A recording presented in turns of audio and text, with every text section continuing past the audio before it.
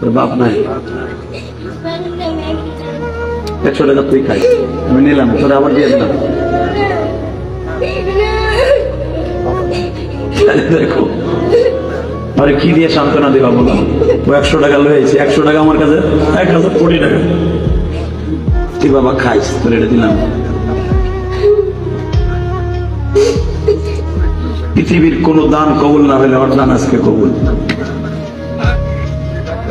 কি চাও, কি চাও? তোর আপনাকে 10 টাকা দিছে, তোর এই টাকাটা আমার কাছে 10,000 কোটি টাকা।